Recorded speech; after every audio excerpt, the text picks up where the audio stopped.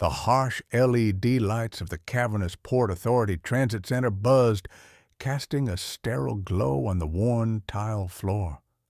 8-year-old Leo sat rigidly on a hard plastic bench, the noisy chaos of hurried travelers and echoing announcements fading into a dull roar around him.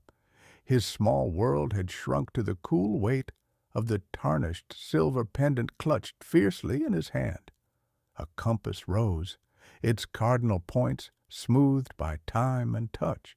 It was the last tangible piece of his father, a man swallowed by the sea 2 years prior, leaving behind only memories and this emblem of guidance. His mother, Elena, stood at the lost and found counter nearby, her voice tight with frustration as she described the missing suitcase. Vital documents vanished somewhere between the airport and this bustling hub. Officer Miller, a man whose weary posture spoke of too many long shifts and jaded expectations, leaned against the counter, idly scanning the waiting area. His gaze snagged on the boy, specifically on the intensity with which Leo held the silver pendant. A flicker of weary amusement crossed Miller's face. "What you got there, sport?" he called out, his voice cutting through the din, laced with a casual indifference that bordered on dismissive.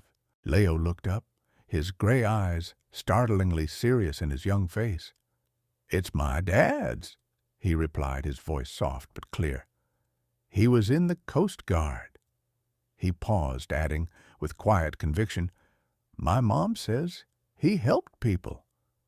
Miller let out a short, humorless chuckle, exchanging a knowing glance with the clerk behind the counter. "Kid, everyone in a uniform supposedly helped people. Comes with the territory." He pushed himself off the counter, strolling closer, his tone becoming condescending. "I bet he polished brass on some cutter, huh? Lots of heroes polishing brass out there." A few people waiting nearby shifted, some offering faint, uncomfortable smiles, others pointedly looking away. The clerk merely sighed, turning back to his computer screen. Leo didn't flinch. He simply tightened his grip on the compass rose, his knuckles turning white. The intricate points of the star pressed into his palm. "He found people who were lost," Leo stated, his gaze unwavering. "Oh, he did he?" Miller leaned down slightly, invading the boy's space. "And what rank was this great finder of lost souls, huh? Let me guess.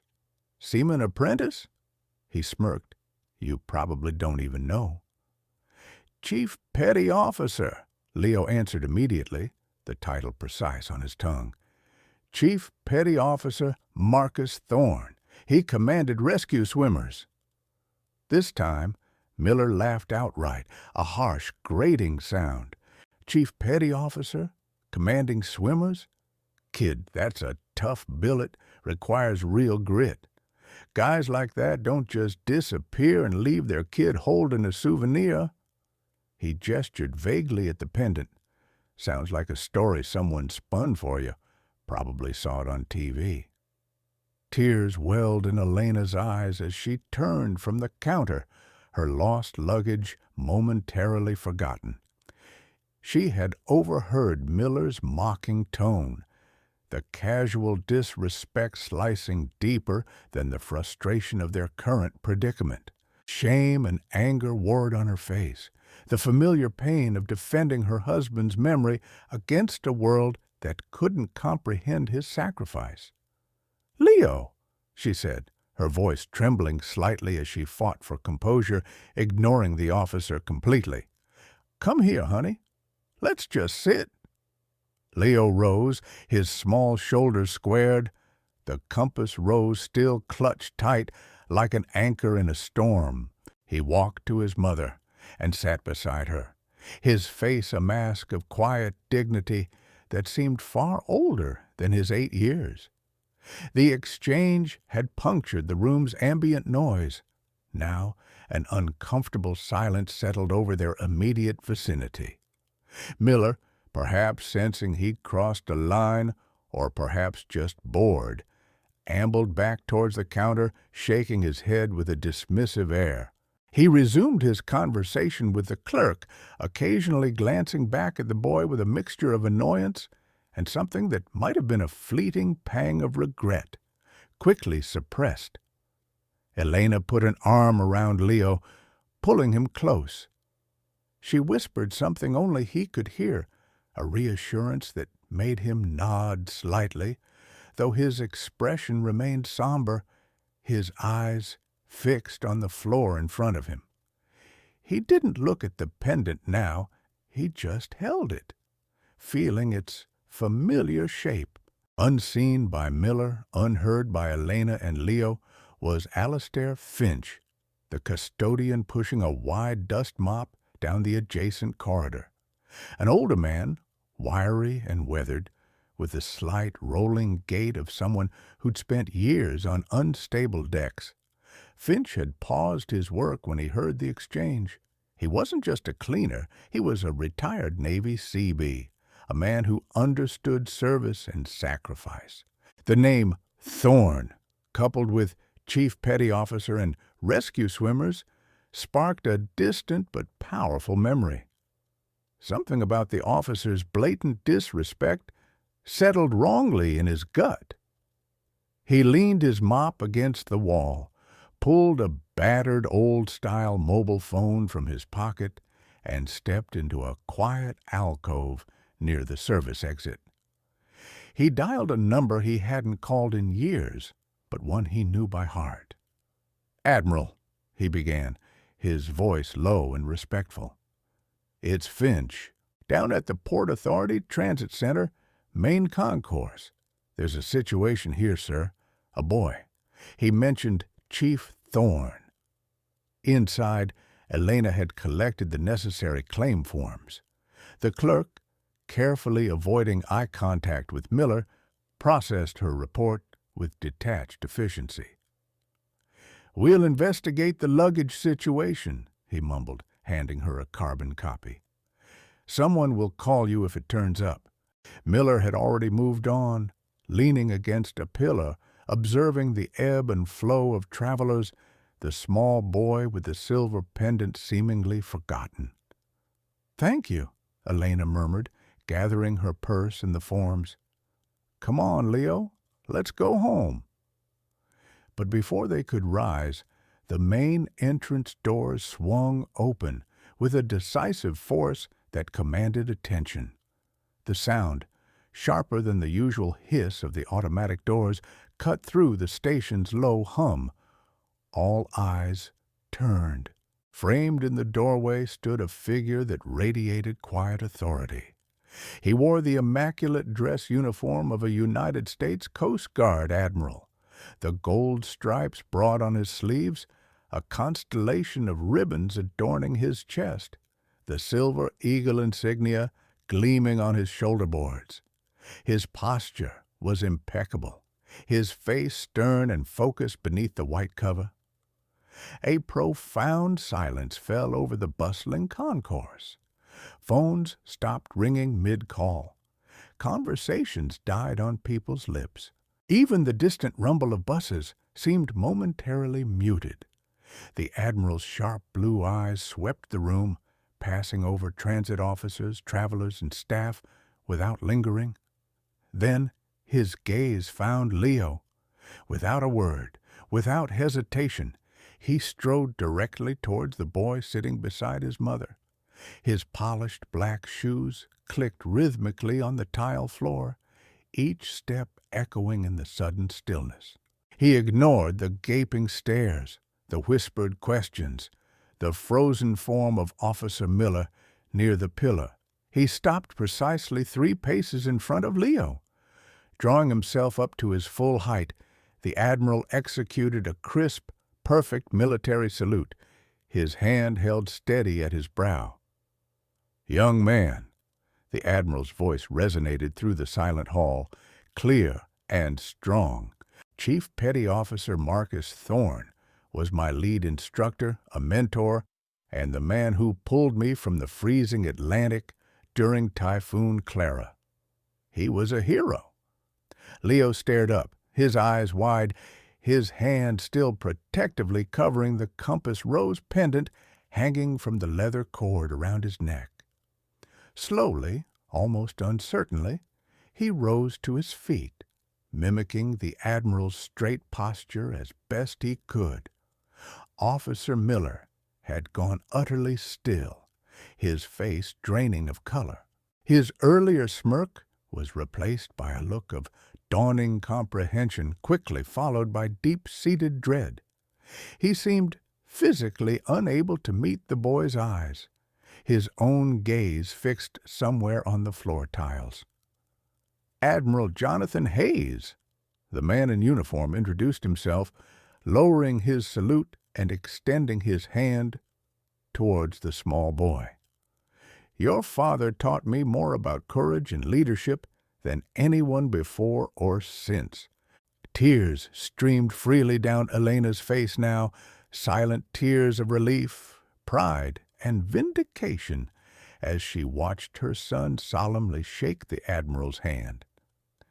"These people," Admiral Hayes continued, his voice regaining its commanding edge, loud enough for everyone within earshot to hear clearly, might not know his name, but at the Coast Guard Academy, at Sector Command, and on cutters patrolling waters from the Arctic to the Caribbean, Marcus Thorne's name is spoken with reverence.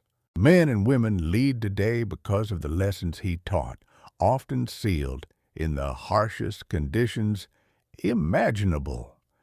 Miller shifted uncomfortably, suddenly finding the pattern of the floor tiles intensely interesting. The clerk behind the counter, more observant, saw the unmistakable flush of genuine shame spreading up the officer's neck. "When did you lose him, son?" the Admiral asked, his voice softening as he turned his full attention back to Leo. 2 years ago, sir," Leo replied, his voice regaining some strength. "In a rescue exercise. Mom says he's still guiding us." "Without a doubt." Admiral Hayes nodded, his expression firm. "Men like your father, men with that kind of compass, they never truly leave. Their legacy becomes the bearing for the rest of us."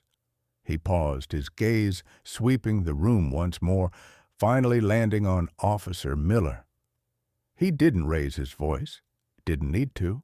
The silent, piercing look conveyed a reprimand more potent than any shouted words. Miller visibly flinched. Just then, another door opened near the administrative offices. A man in a sharp civilian suit, Director Evans, the head of the Port Authority Transit Center, emerged, his expression serious. He walked purposefully towards the small group. "Admiral Hayes," he greeted with a respectful nod, before turning his attention to the unfolding scene. "I apologize for the interruption, but I've been observing the security feed from my office."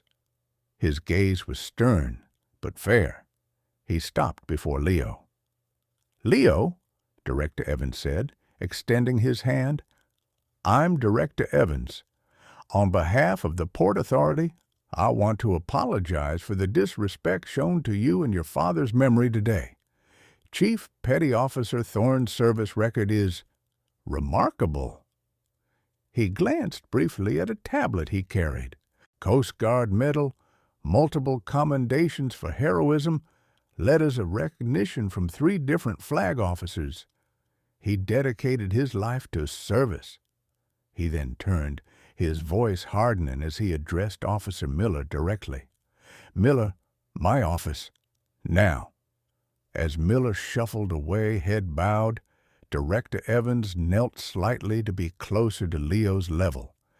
"Your father's record speaks volumes, son, but the way you carried yourself just now, with such quiet strength in the face of ignorance, that speaks even louder.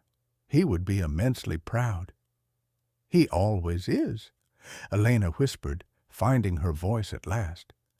Leo feels it. He carries his father's compass. Admiral Hayes placed a hand gently on Leo's shoulder. "The best leaders leave more than memories," he said softly, looking from Elena to Leo. "They leave a standard to live by." He then reached into his own uniform pocket and retrieved a small, worn photograph. He unfolded it carefully. It showed a group of Coast Guardsmen in rough weather gear on the deck of a cutter, waves crashing behind them. Front and center, grinning despite the spray, was a younger man with Leo's eyes, Chief Petty Officer Marcus Thorne. "He pulled 3 of us out of the water that day," Hayes said, his voice thick with emotion, "including a very green Ensign Hayes." He offered the photo to Leo. A week later, a formal letter of apology arrived at the Thorne residence, signed by Director Evans. Officer Miller was reassigned to an internal administrative role, pending mandatory retraining focused on public interaction, de-escalation, and specific modules on interacting respectfully with military families and veterans. At the Port Authority Transit Center, near the Lost and Found counter, a modest plaque was installed. It featured a relief carving of a compass rose and the inscription, "In recognition of all who serve and guide others home," inspired by the legacy of CPO Marcus Thorne, USCG.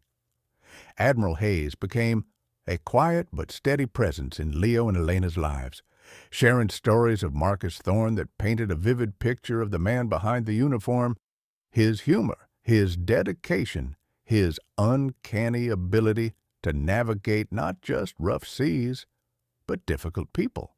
Leo still wore the silver compass rose pendant every day. It rested against his chest, a constant cool weight. It was no longer just a link to a father lost, but a symbol of a legacy acknowledged, of quiet strength recognized, and of the enduring truth that some heroes don't need loud pronouncements. Their actions and the way their memory inspires respect even years later point the way forward, a true north in a sometimes confusing world. The compass, he understood now, wasn't just his father's. Its points of courage, integrity, and service were now his own to navigate by. Thank you for watching and for honoring the quiet strength of those who serve, guide, and protect, even when no one's looking.